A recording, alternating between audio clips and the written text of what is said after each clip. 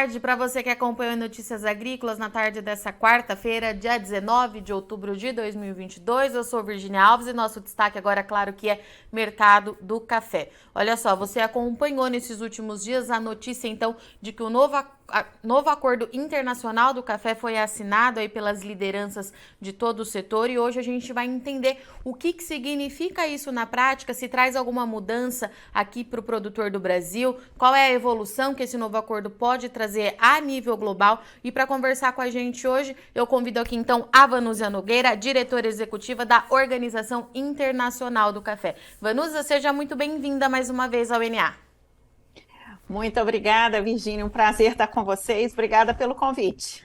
Vanúzia, vamos lá então. Eu gostaria que o nosso bate-papo hoje então começasse de fato explicando para o produtor o que é esse novo acordo, o que significa na prática e o que vocês assinaram aí nessas últimas semanas. Bom, Virginia, deixa eu te explicar como é que funciona um acordo internacional do café.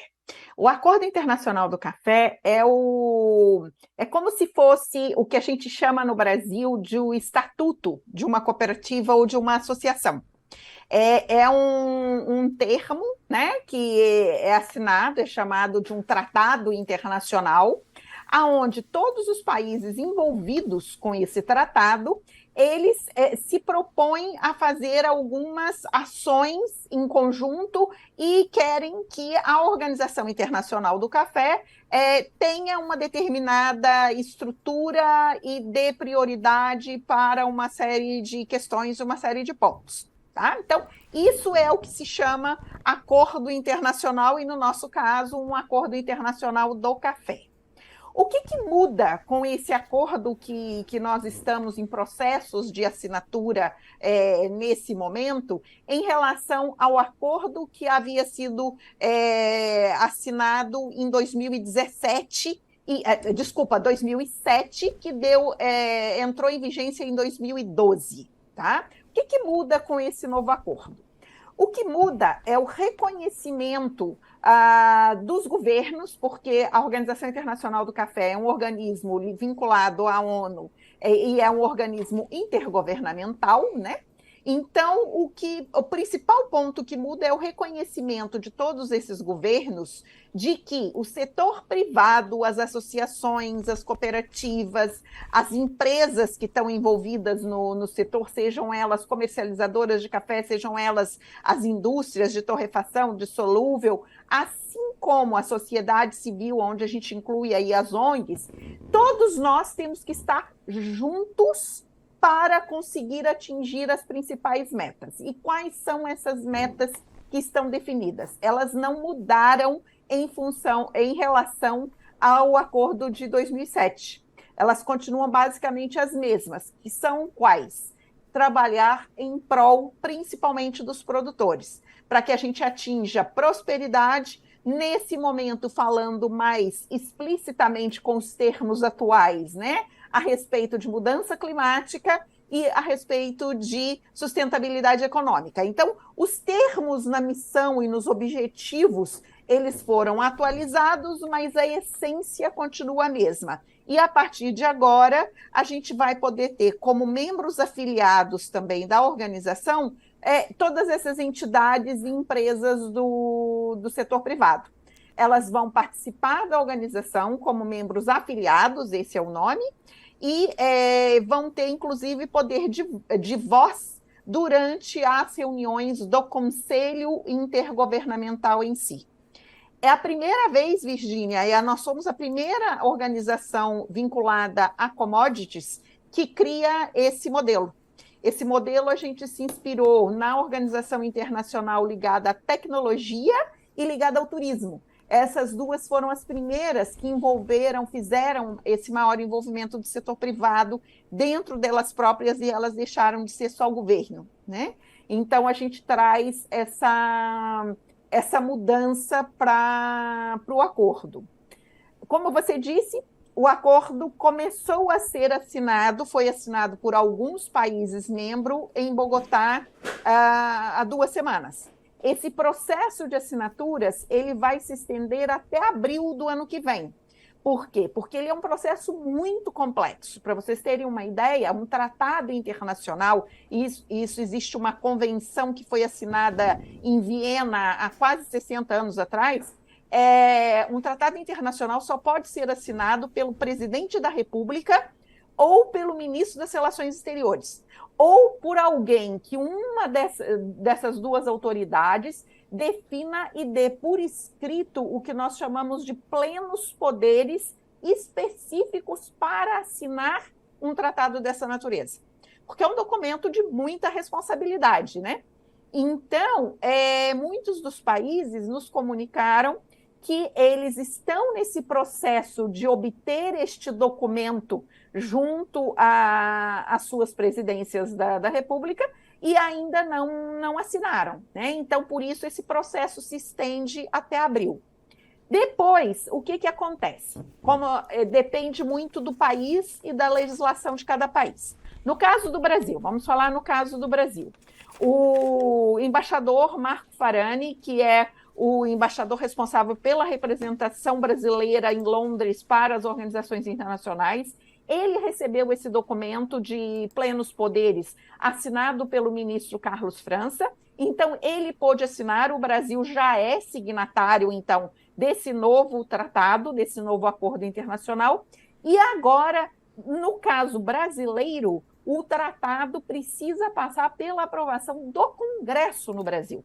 Então, esse processo, que é o processo que nós chamamos de ratificação.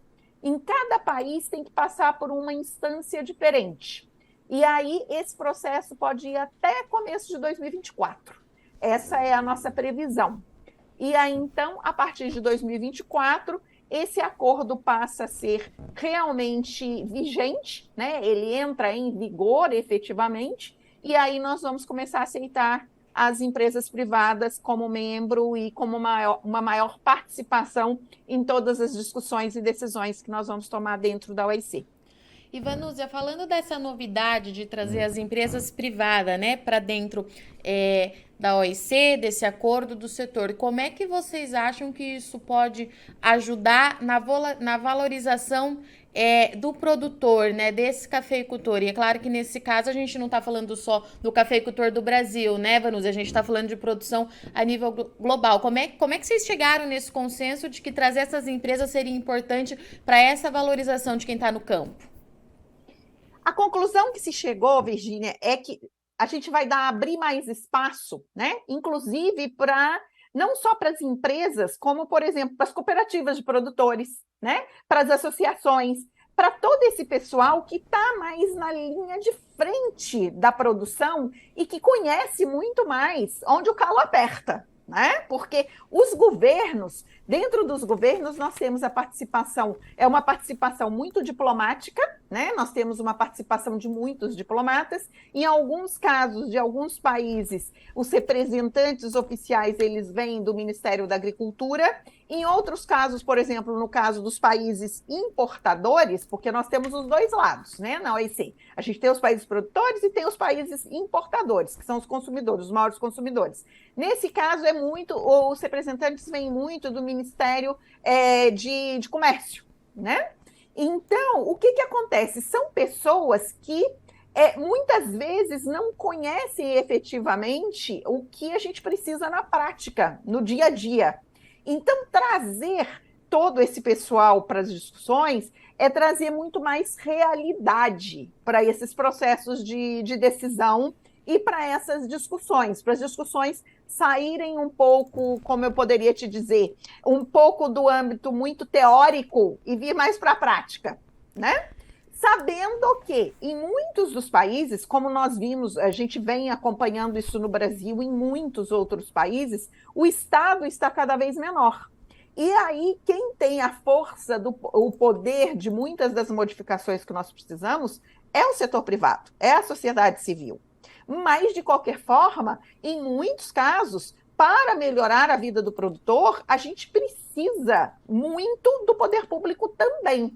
Nós precisamos de políticas públicas. Vou te dar um exemplo muito claro. Em muitas das regiões do próprio Brasil, né? Você estava falando de outros países e tal, mas no próprio Brasil, que é entre os países produtores o que está em mais alto, mais elevado nível de desenvolvimento, em muitas das regiões produtoras no próprio Brasil, você vai para o campo e você ainda não tem sinal de internet. Sim. Você não consegue falar no telefone. Então, e isso é muita coisa hoje no mundo em que a gente começa a falar de muitos aplicativos, muita gente falando aí de tecnologias de blockchain e tudo mais. Se você sequer tem internet, como é que você vai conseguir fazer isso? Em muitos casos, por exemplo, quando tem muita chuva, eu já fui a algumas regiões no mundo e no Brasil mesmo, e muitas vezes a gente acontece isso, muita chuva não tem estrada. O pessoal fica preso na fazenda, não consegue nem ir para a cidade porque não tem estrada, não tem como escoar a produção, né? Então, isso é política pública. Agora, quem vai dizer o quanto isso está impactando no negócio, hoje é o setor privado, não é mais o governo na maioria das vezes. Então, por isso que nós consideramos que está todo mundo junto, vai ser complementar e vai ajudar o produtor em termos de conseguir ter uma vida melhor, uma vida mais digna, uma renda que traga realmente o termo que mais está se usando, que é a prosperidade. Ivanuse, eu vou aproveitar que você tocou num assunto no início aqui do nosso bate-papo, mudança climática, que é uma coisa que vocês têm debatido bastante aí, e é um outro assunto que independe do país de produção que a gente está falando, né, Vanusa? Tá todo mundo sentindo o peso dessas mudanças. Como é que vocês pretendem abordar isso daqui para frente e passar isso para quem está no campo também? Como é que vai ser esse trabalho em relação ao clima, principalmente? Bom, eu hoje mesmo estava organizando minha ida para a COP27, que acontece agora em novembro no Cairo, né? A gente está com estudos gerais para poder trabalhar isso de uma forma mais conjunta. E uma das questões que nós vamos estar discutindo, é claro que eu não posso criar expectativa, que eu não sei se isso vai realmente ser aprovado ou não, mas uma das ideias que eu estou levando para esses grupos de discussão é que parece, pelo menos para mim, meu feeling, né? É que a gente já começa a conseguir delinear um pouco melhor quais são as regiões extremamente atingidas, né? Porque, não sei se você se lembra, Virgínia, que no começo, quando eles falavam das mudanças climáticas, falavam o que ia acontecer em 2030, em 2050, era uma faixa enorme do planeta, né? Que eles falavam que iam ser atingidas. A gente começa a ver essas questões dos eventos extremos, né? Como a gente teve a chuva de granizo aí no Brasil 2, 3 semanas atrás. Esses eventos extremos meteorológicos, eles estão acontecendo em regiões muito localizadas, né? Então, o que eu estou pedindo para os pesquisadores é se a gente já tem condições de estar trabalhando numa definição um pouco melhor de quais são as regiões que estão sendo realmente extremamente atingidas, para ver se a gente consegue diminuir aquela faixa enorme para algo um pouco mais específico, para que nós possamos, então, olhar com lupa para essas regiões e verificar o que nós podemos fazer para ajudar, né? Que tipo de eventos estão ocorrendo e o que é possível fazer nessas regiões em termos de apoio, né? Seja para o produtor, seja de orientação para pesquisa de variedades mais suscetíveis a alguma coisa, porque a gente já não sabe mais se é aumento de temperatura, se é amplitude térmica extremamente alta, se é mais chuva ou menos chuva, né? Então, o que é de orientação que nós podemos dar para os pesquisadores que fazem os desenvolvimentos de variedades. Então, a gente começar a olhar já com um pouco mais de lupa para essas questões. Se você olhar no caso específico de Brasil, né, nós podemos ver que a seca, as geadas, agora as chuvas de granizo do ano passado foram todos esses eventos, exatamente no mesmo cinturão, na mesma área. Ivanuse, Fala. Não, eu imagino que esse trabalho, ele de fato tenha muito peso, porque eu conversei isso hoje com um produtor que foi afetado por essas três condições que você trouxe aqui pra gente, e ele falou, Virgínia, eu não tive tempo nem de pensar no que eu posso fazer para evitar que isso aconteça de novo, para proteger minha área de alguma forma. Então, a partir desses dados, a gente vai conseguir ter mais respostas para os produtores, né, Vanusa? É mais ou menos nessa linha, é Exatamente. isso? Essa seria a linha. A gente tentar ver, bom, aqui nós temos uma faixa, né, que realmente é um problemão. Então, vamos ver o que é que nós podemos fazer, né? Isso deve se replicar e, desculpa, o que eu tenho conversado muito com os pesquisadores é o que tivemos de eventos já dá para construir um histórico ou eles precisam de mais eventos ainda para poder. Até assusta, né? Se a gente vai ter que sofrer mais um pouquinho, né? A propriedade da minha família entra nessa turma. Então, a gente vai ter que sofrer mais um pouquinho ainda para eles conseguirem dizer que isso está consistente ou já dá para dizer que está consistente. E o que eles te Né? respondem, Vanusa? Não, por enquanto ainda não tive respostas. Eu estou indo atrás dessas respostas agora nas próximas semanas, que é onde a gente vai ter esse pessoal todo junto, né? Para pensarmos em conjunto o que vai ser possível ser feito. Quando você tiver essas respostas, já está convidada para voltar aqui para a gente Bom. tentar amenizar um pouco, porque o produtor, você, família produtora, você sabe, está muito ansioso e assustado com tudo isso, né, Vanusa? Por isso que me interessou muito você falar dessa pesquisa com os dados, porque de fato a gente pode ver uma luz aí no final do túnel, pelo menos nos próximos anos. Esperamos que sim. Vamos ver o que eles me dizem. E, Vanusa, eu queria que você falasse um pouquinho, antes da gente encerrar, sobre essa questão de promoção do consumo global de café. A gente já falou disso da outra vez. A última vez que nós conversamos, a gente ainda estava naquele impasse, estava saindo de uma pandemia, as coisas estavam voltando ao normal, não estava? Me parece que agora as coisas começam a caminhar para dentro da normalidade. Mudou alguma coisa em relação a esses trabalhos da OIEC para fomentar esse consumo? Em que linha que vocês vão seguir? Como é que a gente está em relação a isso? Olha a minha caretinha para você. Estamos com uma questão nesse momento que preocupa muito, Virgínia. Vamos falar de coisa boa primeiro. Existe um aumento muito grande de consumo agora real nos países produtores, tá? Muita gente seguindo a lição de Brasil, né? E realmente fazendo ações de promoção para o consumo interno nos seus próprios países, o que faz com que a gente tenha mais café sendo ofertado para o mercado internacional e acaba por diminuir um pouco a volatilidade. Etiópia, por exemplo, hoje consome 50% do café que eles produzem.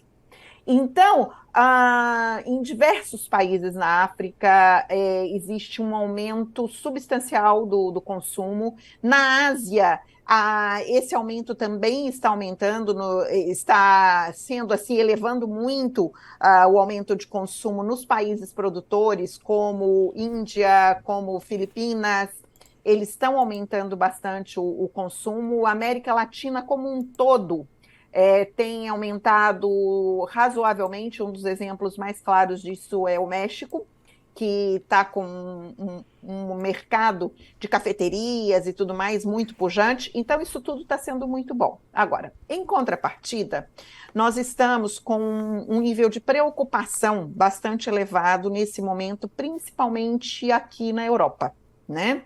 Europa começa a viver uma crise de energia extremamente séria, com problemas com gás, com energia de uma forma geral, e também com uma questão muito séria de inflação.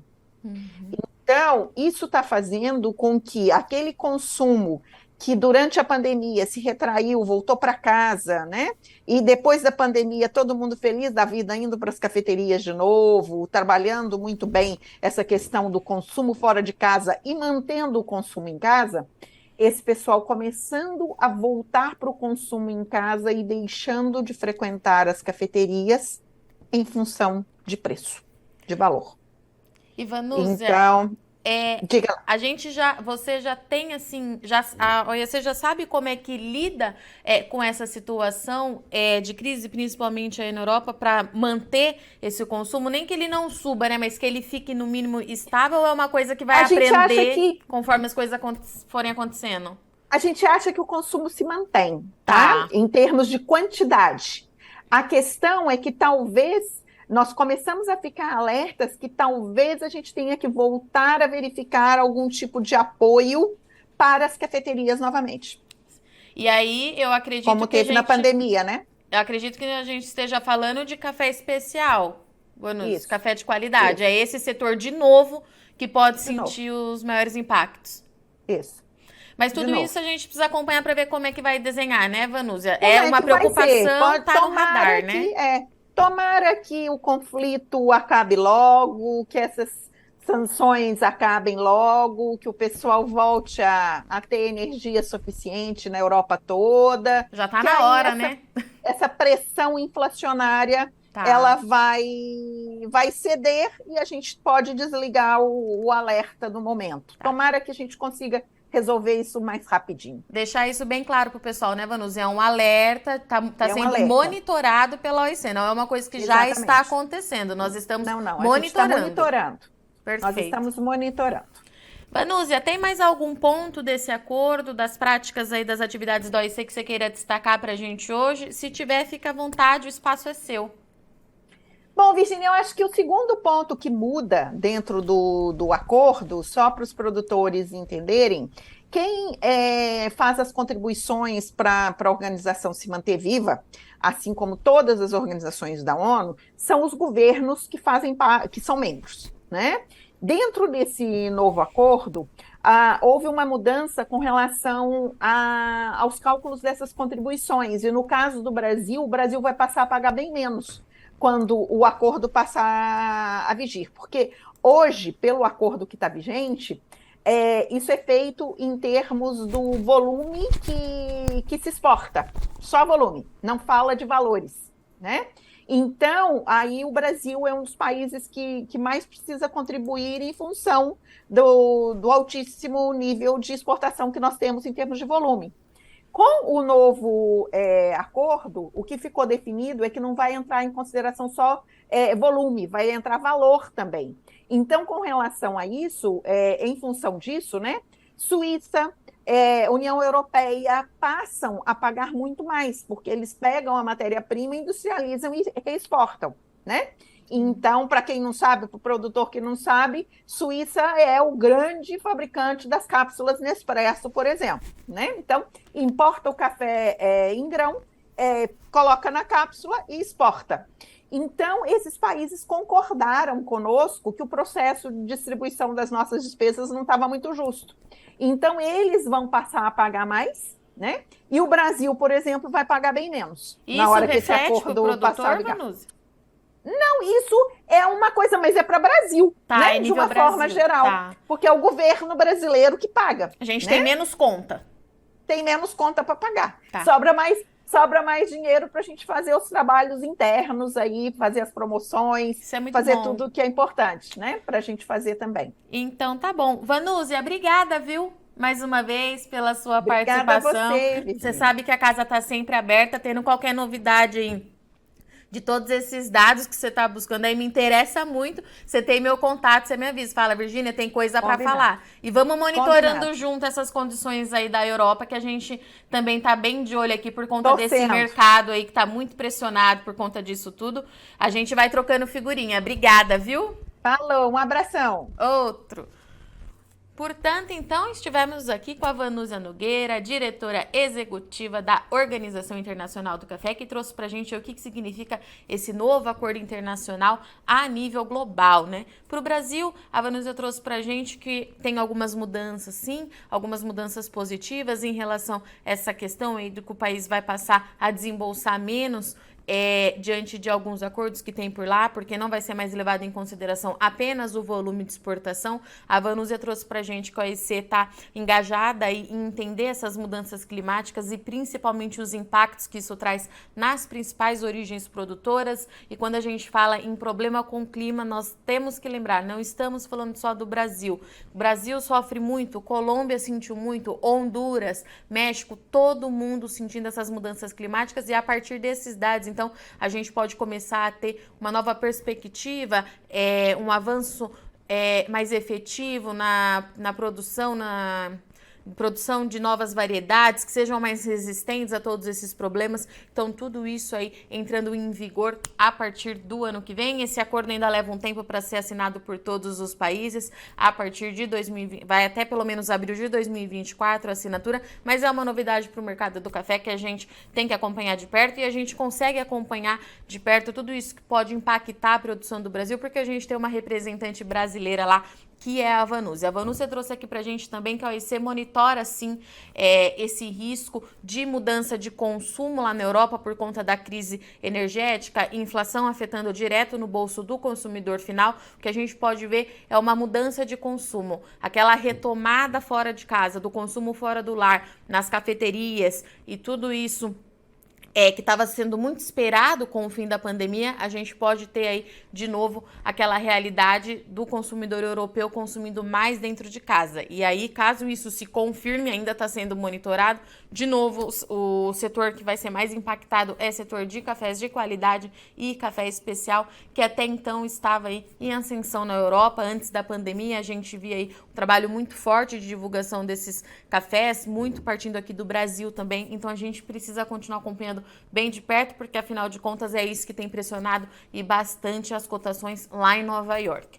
Bom, eu agradeço muito sua audiência e companhia, eu sou Virginia Alves, mas não sai daí que já já o INA tá de volta, é rapidinho. Se inscreva em nossas mídias sociais. No Facebook, Notícias Agrícolas. No Instagram, @Notícias Agrícolas. E em nosso Twitter, @Norteagri.